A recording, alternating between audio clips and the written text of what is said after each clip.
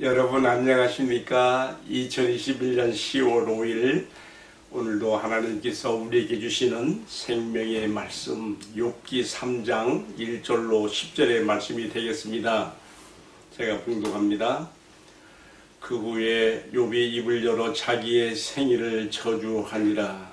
욥이 입을 열어 이르되 내가 난 날이 멸망하였더라면 사내 아이를 베었다 하던 그 밤도 그러하였더라면 그 날이 캄캄하였더라면 하나님이 위에서 돌아오지 않으셨다면 빛도 그날을 비추지 않았더라면 어둠과 죽음의 그늘이 그날에 자기 것이라 주장하였더라면 구름이 그 위에 덮였더라면 흑암이 그날을 덮었더라면 9절 말씀 들어갑니다. 그 밤에 새벽 별들이 어두웠더라면 그 밤이 광명을 바랄지라도 얻지 못하며 동틈을 보지 못하였더라면 좋았을 것을. 이는 내 모태의 문을 닫지 아니하여 내 눈으로 환난을 보게 하였음이로구나. 아멘. 욥의 탄식이 물같이 쏟아지고 있습니다. 욥기 1장과 2장에서 그렇게 탄탄한 신앙으로 보였던 욥이 3장에 들어와서 좀 허물어지고 있죠. 자, 우리 잠시 한번 지난 배경을 생각해 봐요. 욥의 신앙을 시샘하는 사탄이 하나님께 쫄라서 욥의 신앙을 시험하게 되었을 때에 욥의 모든 재산과 또 그의 10 자녀를 다 잃어버렸을 때도 그는 그의 입으로 범죄하지 않았고 도리어 옷을 찢으며 머리털을 밀고 그 얼굴을 땅바닥에 대고 엎드려서 오히려 하나님께 예배하였다고 하였습니다. 제1라운드 공방에서 보기 좋게 실패한 사탄은 욥의 순전한 신앙을 칭찬하는 하나님께 대하여 승복하지 못하고 제2라운드 공방으로 들어갔지요. 그건 뭐였습니까? 가죽으로 가죽을 대신하올지라. 그 몸을 그 살과 뼈를 쳐서 한번 그 몸에 고통을 주게 된다면 그가 보기 좋게 하나님을 원망할 것입니다. 하나님께 욕할 것입니다. 어떻게 됐습니까? 우리는 그러한 시련에 처해서도 욥이 범죄치 아니하였고 심지어는 그의 가장 가까운 부인이 와서 하나님을 저주하고 죽으라고 그를 공박할 때에도 그는 그 입술로 범죄하지 않으며 어리석은 사람아 우리가 하나님께 복을 받았으니 화도 받지 않겠느냐고 하면서 도리어 그가 하나님 앞에 초연한 자세를 보였던 바로 그 모습을 봅니다. 자, 여기까지 해서요. 사탄은 더 이상 등장하지 않아요. 이제 욥기에서 사탄의 등장은 사라지고요. 그 대신 이어지는 말씀에 보게 되면 욥과 세 친구의 그 대화 공방으로 들어갑니다. 저는 어찌 보면 이것이 욥 자신과의 투쟁으로 들어간 것으로 봅니다. 인생에 정말 피할 수 없는 문제, 고통의 문제. 사실 욥기가 있기 때문에 우리에게 그런 질문에 해답을 주는 거 아니겠습니까? 자, 문제는요. 오늘의 말씀이 보여주는 제3장, 욥기 3장의 이야기입니다. 여기서 욥은 지금까지 그토록 많은 시련 속에서도 꿋꿋했던 그가 마침내 자기 친구들이 찾아와서 일주일을 함께 보낸 다음에 그 입을 통해서 터져나온 그 말이 무엇이었는가 하면 자기 생일에 대한 저주였습니다. 어떻게 해볼 수 없는 자기의 그 현실에 대한 절망감에 빠져서 1장과 2장에서 보여줬던 그런 의연했던 그의 모습은 없어지고 오늘의 말씀에서 보게 되면 마치 한쪽이 무릎을 내리는 것처럼 욥의 약한 모습이 드러나고 있습니다. 자, 여러분 사탄이 바로 바랬던 것이 이 점이었을까요? 사탄이 의도했던 바가 욥에게 그럼 드디어 이렇게 발생된 것일까요? 저는 바로 이 점 때문에 오늘의 말씀의 제목을 욥을 위한 변명이라고 정했고요. 여기에 대한 저의 생각을 한번 전개시켜 보려고 합니다. 결론부터 이야기하면 절대 그렇지 않습니다. 결코 욥의 순전한 신앙이 무너진 것이 아니며 도리어 강철인간 같았던 그의 꿋꿋했던 모습이 여기서 조금씩 허물어진 모습이 보이면서 나는 도리어 이러한 욥의 모습이 참 인간다운 모습을 보게 하는 것 같아서 오히려 그에게 동정표를 던지게 하며 주저없이 그를 위한 나의 변명을 말하고 싶어지게 되는 것입니다. 자, 그렇다면 욥이 자신의 생일을 저주하며 자신이 태어난 그 밤이 없었더라면 더 좋을 것이라고 하는 3장 1절부터 10절까지의 이 말씀, 오늘의 말씀에 나오는 그의 슬픈 비탄의 독백을 우리가 어떻게 이해할 수 있어야 될까요? 잘못 오해하면 욥이 자신의 현실이 너무 괴롭고 고달퍼서 자신을 이 땅에 태어나게 하신 하나님에 대한 원망이 이렇게 간접적으로 표현된 것이고, 또 그의 순전한 신앙의 한쪽이 허물어지기 시작한 것이 아니냐, 이렇게 생각할지 모르는데요. 그러나 절대 그런 것은 아니고요. 그 역시 우리와 똑같은 연약한 인간으로서 그가 완벽한 신이 아닌 이상 그에게도 얼마든지 일시적이나마 그런 감정의 기복이 그에게 찾아올 수 있다는 것을 말씀드리고 싶은 것입니다. 따라서 욥기 3장에 지금 나타나고 있는 욥의 이런 슬픈 비탄들, 26절로 표현되고 있는 욥의 이러한 고백들은요, 그의 순수한 신앙의 변질이 아니라 하나님 앞에서 그의 괴롭고 고통스러운 현실에 대한 탄식으로, 여러분, 원망, 하나님께 대한 직설적 원망으로 우리가 이해하는 것이 아니라 그의 슬프고 괴로운 현실에 대한 그 탄식으로 우리가 이해할 필요가 있습니다. 제가 왜 이렇게 생각하는가 하면요, 성경에는요, 이렇게 오늘의 말씀에 나오는 욥의 이러한 비탄과 탄식 외에도요, 하나님께서 인정하시는 훌륭한 종들에게서 이런 모습이 나오고 있어요. 예를 들어 볼까요? 열왕기상 19장에 불의 사자 엘리야, 그런 욥 이상으로 하나님 앞에 용감했고 꿋꿋했던 선지자 아닙니까? 그가 갈멜산에서 바알 선지자 400인과 불의 백병전을 벌이죠. 누구의 신이 참 신인가 내기하자. 한번 우리가 한번 실험해보자. 갈멜산에 하나님의 불을 떨어뜨리기 위한 그러한 하나님의 전사 엘리야도 어떻게 됐습니까? 그 위대한 승리를 거두고서도 아합의 악처인 이세벨이 내일 내가 이맘때쯤에는 너의 목숨을 가져가리라는 그런 위협과 공포를 가해왔을 때에 그는 어떻게 했습니까? 광야길로 도망가서 브엘세바 쪽 남쪽이에요. 광야길로 도망가서 어떻게 했습니까? 오렘나무 아래 앉아서 하나님 제발 제 목숨을 좀 걷어가 주십시오. 족합니다. 난 더 살고 싶지 않습니다. 내 목숨을 걷어가 주십시오. 여러분, 불의 사자 엘리야에게서도 사실 이런 약한 모습이 나왔어요. 어디 그뿐입니까? 우리 예수님도 십자가상에서 외치신 절규에 탄식이 있지 않았습니까? 엘리 엘리 라마 사막다니, 나의 하나님 나의 하나님 어찌하여 나를 버리시나이까, 이렇게 외치시면서 어둠 속으로 묻혀 들어가지 않으셨습니까? 우리가 이런 점들을 볼 때에 욥기 3장에 나오는 욥의 탄식적인 독백들을 가지고 우리가 그의 신앙이 허물어졌느니, 그의 순전한 신앙이 무너졌느니 그렇게 판단해서는 안 되는 것입니다.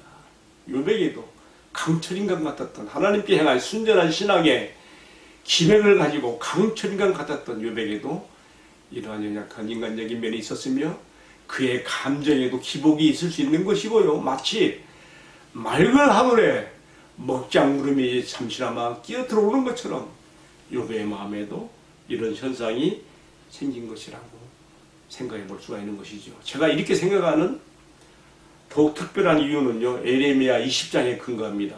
거기 보게 되면요, 참 눈물의 선지자이며 무너져 내리는 유다 왕국을 끝까지 가슴에 안고 기도하며 하나님께서 전하고자 하시는 그 말씀을 한마디도 가감없이 전함으로써 매국노라고 지탄을 받았던 참 선지자 에레미야가 에레미야 20장 14절로 18절의 말씀에 보게 되면 아주 극심한 탄식에 들어갑니다. 오늘 욥기 3장에 나오고 있는 욥이 자기 생일을 저주한 것과 똑같은 자기 생일에 대한 저주를 에레미야가 하고 있어요. 여러분 한번 에레미야 20장 14절로 18절 말씀 꼭 한번 읽어보세요. 혹시 안 읽을 분이 있을지 모르니까 제가 한번 읽어볼게요. 자, 저는 이 말씀 보고 놀랍니다. 어떻게 하면 욥이 너무나 고통스러운 현실 앞에서 자기가 태어난 생일에 대한 저주를 했던 것처럼 에레미야 역시 어떻게 이렇게 할 수 있었을까? 제가 읽어볼게요. 에레미야 20장 14절입니다.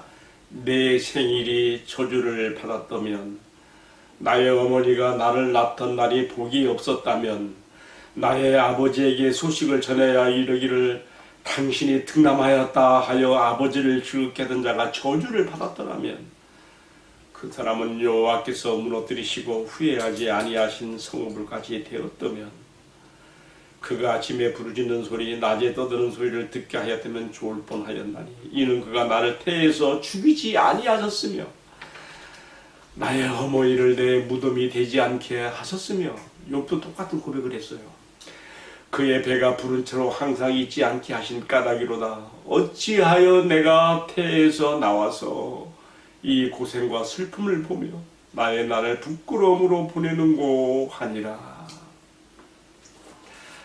여러분, 욥기 3장에 나오는 욥의 비탄과 탄식, 특별히 자기의 태어난 날에 대한, 생일에 대한 저주를 통하여 다 쏟아내는 탄식들을 가지고 우리가 그를 함부로 평가하며 그의 순전한 신앙에 무너졌다고 말하지 말아야 되는 것은, 우리가 이처럼 성경에 나타난 또 다른 훌륭한 하나님의 종들에게서도 우리가 같은 모습을 보기 때문입니다. 여러분, 욥의 순전한 신앙이 무너졌습니까? 그렇지 않습니다. 그에게 찾아온 일시적인 어떤 감정의 기복이며, 또 어찌 보면 우울증 같은 것으로도 볼 수도 있어요. 그러니까 인간이죠. 하나님의 위로와 하나님의 붙들어 주심이 아니면 결코 설 수 없는 질그릇같이 연약한 인생인 것을, 그래서 그 어느 누구라도 나의 절대적 하나님을 의지하지 않고서는 홀로 설 수 없다는 것을 이 강철 인간 같았던 욥을 통해서도 보게 되는 거 아니겠습니까? 자, 이제 오늘의 말씀을 적용해 보겠습니다. 왜 성경은 이토록 위대한 믿음의 영웅들을 더욱 영웅되게 미화시키지 않고 때로는 그들의 이러한 약한 모습들까지 적나라하게 들춰내며 보여주고 있는 것일까요? 성경에 나오는 하나님의 진실한 종들에게서조차 때로 이런 비탄과 절망 소리가 나오며, 자신이 태어나지 않았더라면 더욱 좋았을 것이라고 하는 이런 이야기들이 과연 그들을 정죄할 만한 근거가 되는 것일까요? 이렇게 말했기 때문에 엘리야는 참 하나님의 불의 사자가 아니고, 에레미야는 참 하나님의 눈물의 선지자가 아니고, 예수님은 참 우리의 구주가 아니시며, 욥 역시 그는 신앙에 실패한 사람이라고 말할 수 있을까요? 그렇지 않습니다. 성경에 나오는 이런 인물들의, 물론 예수님의 경우는 성경의 말씀을 응하시기 위해서 그렇게 한 것은 우리가 더 잘 이해를 해야 됩니다. 어쨌든 성경에 하나님의 말씀인 성경에서 위대한 하나님이 사용하신 훌륭한 인물들에게서 이런 모습이 나오는 것을 보면서 우리는 우리가 그 어떤 인간이도 하나님 앞에서 흠잡을 데 없는 어떤 훌륭한 사람이라도 결코 그들이 신이 아닌 이상 넘을 수 없는 한계가 있다는 것과 넘을 수 없는 한계예요. 그리고 하나님의 은혜와 위로와 붙들어 주심이 아니면 결코 홀로 설 수 없는 질그릇 같은 연약한 인생으로서의 인간의 모습인 것을 같이 우리가 동료화 시킬 수가 있는 것입니다. 저는요, 욥이 이러한 자신의 그 극한 상황에서 생각해 보세요. 모든 재산 잃은 건 괜찮아요. 그러나 10자식을 하루 한 날 다 잊어버렸습니다. 먼저 간 자식은 부모의 가슴에 묻는다고 하지요. 이런 그 고통 가운데서 욥이 정말 제가 보기에는요, 그의 영이 죽어지게 생겼어요. 그러나 그가 욥기 3장에 나오는 비탄의 독백들을 통하여 하나님, 나 힘듭니다. 나 더 이상 어떻게 해볼 수 없겠네요. 솔직하게 자기 자신을 까발리고 들춰내면서 하나님 앞에 자기 슬픔을 토로하는 이러한 모습들은 정말 잘했다. 정말 네가 이렇게 함으로써 너의 영의 탈출구를 찾고 있구나. 저는 하나님께서 이런 욥을 측은히 여기시고, 그래, 이제 결론이 나올 때까지 조금만 더 참아라, 이렇게 하셨을 거라고 생각을 해봅니다. 여러분 어떻게 생각하세요? 제가요, 언젠가 크리스찬 치유상담연구소 정태기 소장이라는 분의 간증을 들어본 적이 있어요. 오늘 말씀을 묵상하다가 딱 여기하고 매치가 되더라고요. 그분이요, 미국에 유학 가서 상담 심리학을 공부하게 되는데요. 그런데 이루 말할 수 없는 유학 생활의 고충과 또 학업의 어려움에도 불구하고 꾹꾹 눌러가면서 아무런 말도 하지 않고 그냥 정말 말 그대로 모범생으로 이제 모든 학기를 다 마쳐갔다 그래요. 그리고 이제 마지막 논문의 과정이 남았는데요. 그가 논문 지도교수를 찾아가서 이제 졸업을 앞에 놓고요. 논문 지도를 받는 도중에 교수가 정태기 소장, 그 당시는 학생이죠. 그를 바라보면서 하는 말이, 정태기 학생은 실력이 안 되니까 한국으로 돌아가야 되겠다고 그러더라는 거예요. 얼마나 충격적인 그런 말이 됐겠어요. 심장이 그냥 못을 막는 거죠. 당신의 논문을 검토하고 당신의 학업 능력을 보니 당신은 실력이 안 돼서 한국으로 가라는 그런 말을 들었을 때 이 정태기 교수가 처음으로 그곳에 유학을 와가지고 처음으로 자기의 속마음을 팍 털어내면서 일어나고 다시는 안 온다고 하면서 문을 꽉 닫고 나갔다는 거예요. 근데요, 거기서 반전이 일어나요. 그때 교수가, 이 논문 지도 교수가 뛰쳐나오면서 정태기 이 학생을 꽉 붙잡고 하는 말이 뭐라고 하는가 하면요, 내가 바로 너의 이런 모습을 보기를 원했다. 깜짝 놀랐던 것이요. 너의 솔직한 감정을 털어내고 있는 이런 모습을 내가 보고 싶었다. 이런 것이 없이는 어찌 네가 다른 사람의 상처 입은 그런 고통의 마음들을 네가 치유하고 그런 감정들을 네가 받아들일 수 있겠느냐. 드디어 너는 이제 상당 심리학을 공부한 자로서의 자격을 얻게 되었다고 하면서 그를 격려하고 응원해주면서 이렇게 졸업을 시켰다고 하는 간증을 제가 직접 들어보았습니다. 여러분, 제가 이 간증을 왜 하는가 하면요, 그렇습니다. 우리가 하나님 앞에서 때로는 우리가 힘들면 힘들냐고, 왜 이렇게 하시느냐고, 고통스러운, 물론 직설적인 하나님께 향한 우리가 원망과 불평과 저주의 말 같은 그런 죄를 짓는 데까지 가서는 안 되지만요, 하나님 앞에 솔직한 나의 심정을 까발리고 들춰내면서 하나님의 이루와 동정을 구하는 것은 얼마든지 가능한 거 아니겠습니까?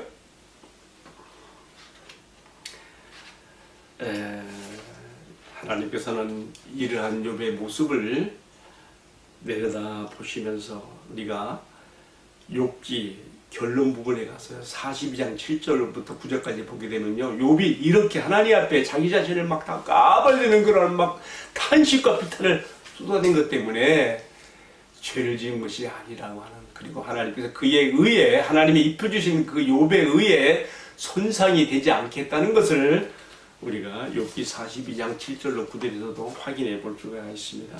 자, 이제 오늘 말씀을 마치겠습니다. 저는요, 욥의 이러한 모습은요, 욥기 1장과 2장에 나타났던 모습과 전혀 상반되게 나타난 욥기 3장에 나오는 욥의 그 약해진 그 모습과 그의 단식과 비탄의 모습들을 보면서요, 우리가 주의 종로로 이 땅에서 천국 일꾼으로 살아가면서 때로는 너무 탈진되고 힘들어서 번아웃 되기보다는 욥처럼 진실하게 자신을 드러내면서 처방을 받아야 된다고 하는 말씀으로 적용을 해보게 됩니다.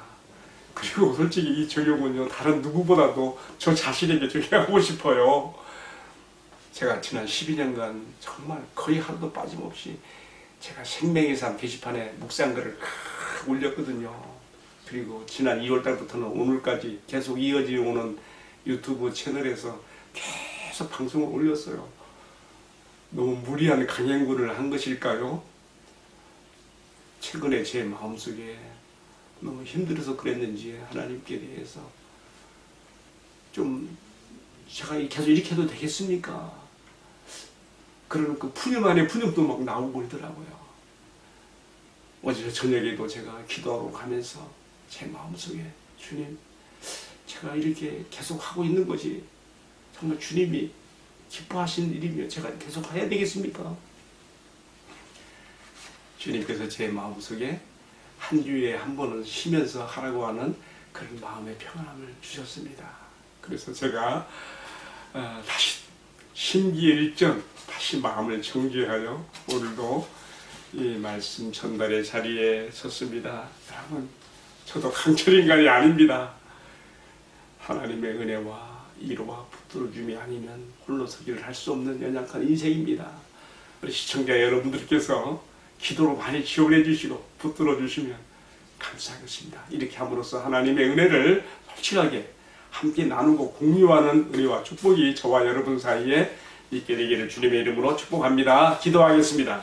사랑하시는 주님, 제가 너무 힘들고 어려울 때에 주님께 직설적인 말의 원망이나 또 다른 말의 죄를 짓지 않게 하시고 솔직한 나의 마음을 토로하는 것을 통해서 주님의 위로와 주님의 동정을 구하게 하시며 또 이로써 주님께서 이미 입혀주신 나의 의로움에 손상을 받지 않으면서 주님의 깊은 은혜 가운데 들어갈 수 있는 은총을 베풀어 주옵소서. 지금까지 함께 해주신 주님 감사합니다. 잘하거나 못하거나 이 말씀이 세상 가운데 선포되어지고 나누어져야겠기에 지금까지 쉼없이 달려왔습니다. 사랑하시는 주님, 여기 유튜브 채널에서 나누는 이 말씀이 시청자들에게 그들의 믿음을 강화시키며 영적 유익과 축복을 주는 말씀으로 주님이 크게 사용하여 주시고 이 교회에도 감당할 수 있는 힘과 능력을 주시옵소서. 이 모든 말씀을 존귀하신 우리 주님 예수 그리스도의 이름으로 기도 올렸습니다. 아멘. 예, 마쳤습니다. 감사합니다.